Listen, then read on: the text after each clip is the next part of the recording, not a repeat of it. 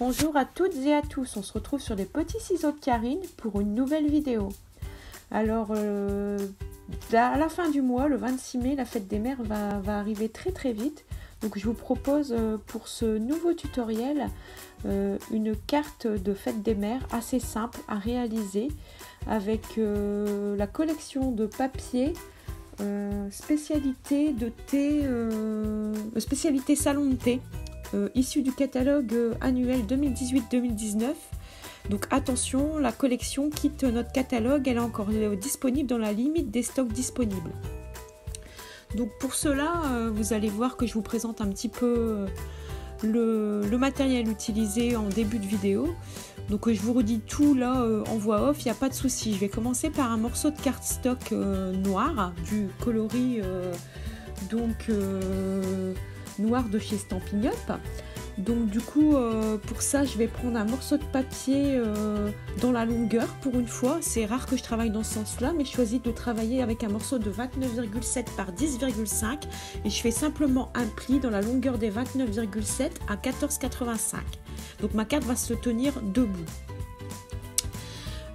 Ensuite je vais prendre un morceau de papier design. Je commence par un morceau qui va servir de base de fond. En fait on le verra très peu. Et je prends un morceau où j'enlève 5 mm par rapport à ma base de carte. Donc je vais prendre un morceau de 10 cm par 14,35. Il va sortir juste un tout petit peu pour souligner mon papier de base avec lequel je vais plus travailler, qui est le papier que vous voyez un peu en coloris corail calypso. Donc là le morceau de papier mesure 9,8 par 14,15. 2 mm de moins dans les deux sens par rapport au morceau précédent.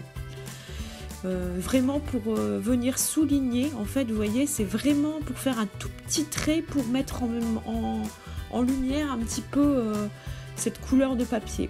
Donc je vais tout de suite venir le fixer. Donc je viens coller tout de suite mon papier design sur ma base de carte. Voilà, pour qu'il ne bouge plus, ça c'est fait. De toute façon comme ça on n'a plus besoin de travailler pour l'instant avec.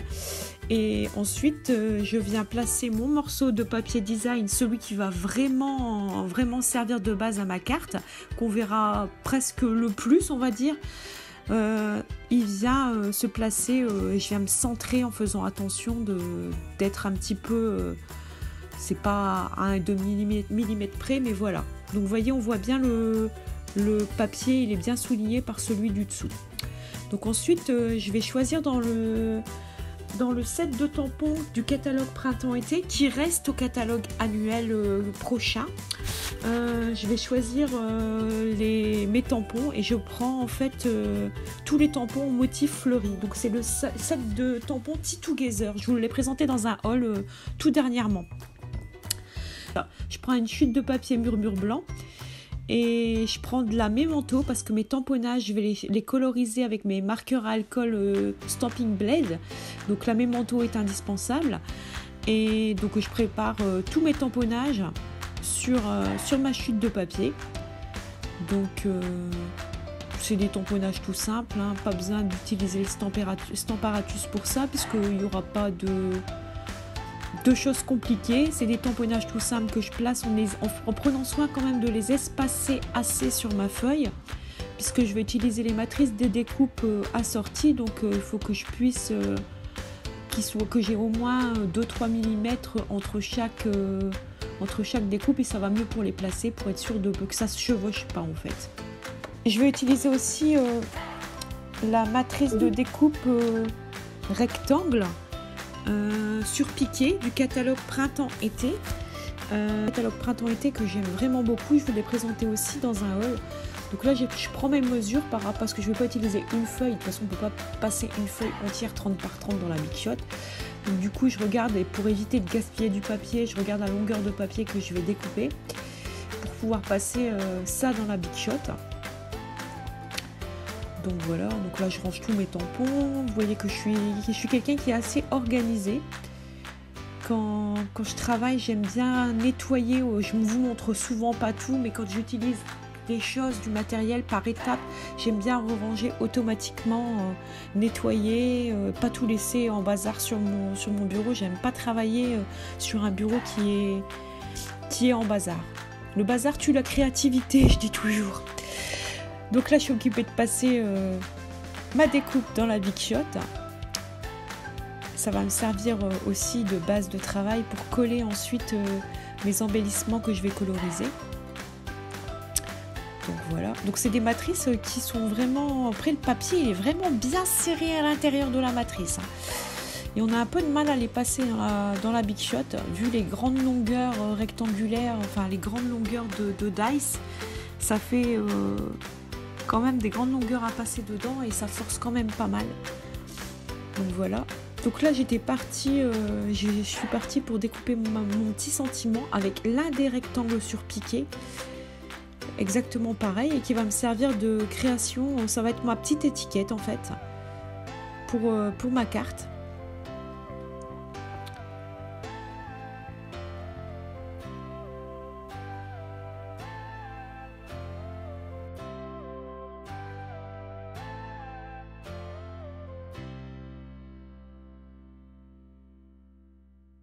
Là je choisis mes couleurs de Stampin' Blend. Donc j'ai choisi le coloris normalement macaron à l'amande pour tout ce qui est les feuillages. Je pense que j'utilise qu'une seule couleur parce que vu que les feuilles sont vraiment petites, je vais pas utiliser le foncé clair. Il me semble que je travaille avec le coloris clair de macaron à la menthe. Un coloris que j'aime beaucoup, on va dire. En contrôlant, je me demande si c'est pas le foncé, je vais vérifier. Si, c'est le foncé en fait que j'ai pris, c'est pas le clair, c'est ce que je me disais. Après coup, parce que le clair est vraiment très très palo et je pense que ça serait peut-être pas ressorti. Donc j'utilise le coloris foncé de macaron à la menthe et je fais d'abord toutes les feuilles. En fait, je vais vraiment travailler par étapes sur tous mes coloriages que je dois faire. Vous voyez là, je fais toutes les feuilles de mes coloriages. Ensuite, je choisis, il me semble bien, je vais vérifier avant de vous dire des bêtises. Oui, j'ai pris le coloris Punch à l'ananas, en coloris vraiment le plus clair, pour coloriser les cœurs de mes fleurs.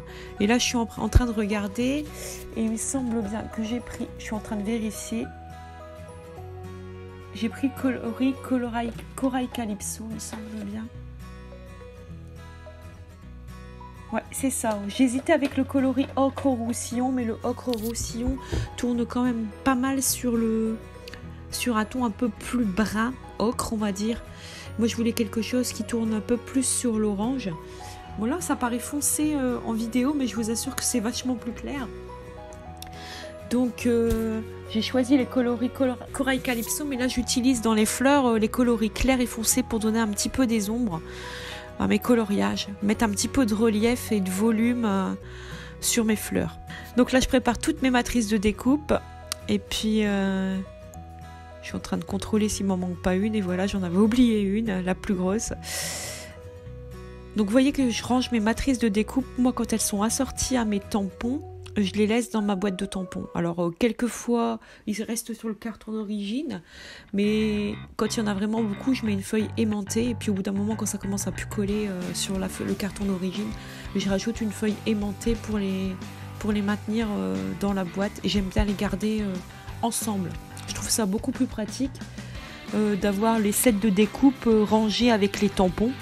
Pour moi, je vois pas d'intérêt de les séparer, ça me permet de les retrouver facilement et d'avoir tout au même endroit. Donc là je suis occupée de disposer, j'utilise la plateforme magnétique moi sur la Big Shot. Big Shot, qui, vous avez dû l'entendre, quitte le catalogue printemps-été, je dis n'importe quoi, le catalogue annuel Stampin' Up et tous ses accessoires comme notre Massico. Ça a fait un petit peu polémique, mais Stampin' Up a décidé de changer le Massico parce qu'il y avait des soucis apparemment avec les lames. Moi personnellement j'en ai pas eu, mais on a eu pas mal de retours clients qui ont eu des soucis avec les lames. Et comme le fabricant ne pouvait pas faire mieux, il décide de changer. Puis le Massico, faut pas l'oublier, il était depuis 2012 ou 2013 au catalogue, donc je pense qu'ils vont nous proposer autre chose. Ça va sortir en cours d'année. La Big Shot c'est pareil, en fait la Big Shot est vendue par Stampin' Up, mais en fait c'est pas fabriqué par Stampin' Up, c'est 6X. Et là apparemment Stampin' Up travaille sur sa propre machine de découpe.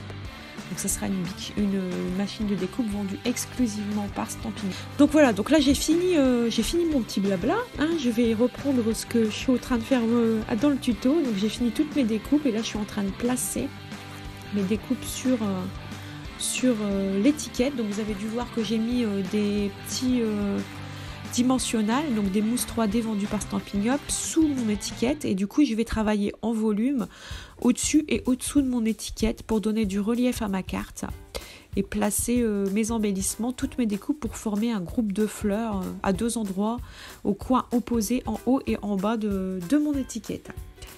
Donc c'est ce que je suis en train de préparer et de vous montrer.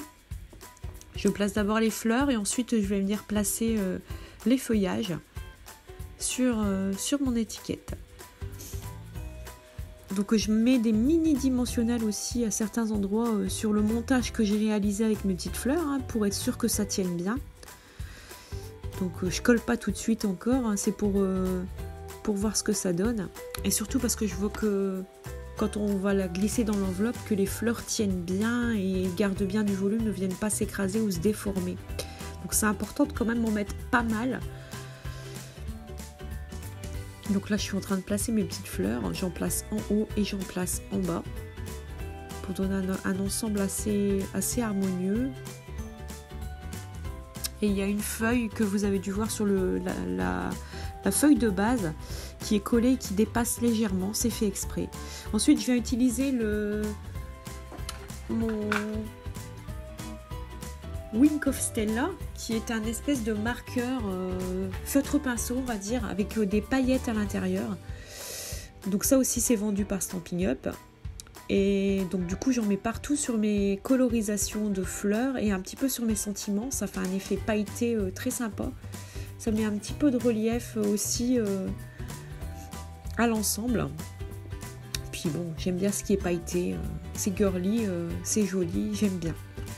Donc là, j'ai occupé de décoller toutes mes petites pellicules. Et voilà. Vous pouvez voir que j'ai plus ou moins fini. J'ai dit plus ou moins, hein. J'ai pas tout à fait fini. Je vais encore ajouter des petits embellissements. Donc je vais prendre des petits embellissements pierre du Rhin, des cristaux vraiment classiques, les bijoux classiques. Et je les colorise avec le marqueur Corail Calypso.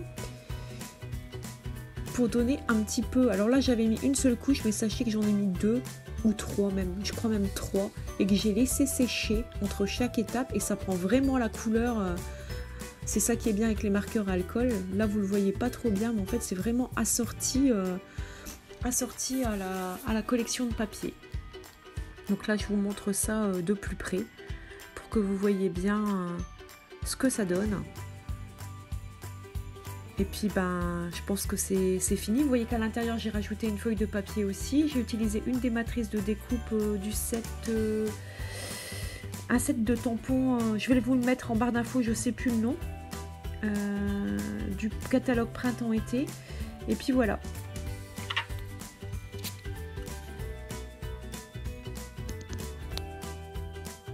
On se dit à très vite dans une nouvelle vidéo. À dimanche prochain.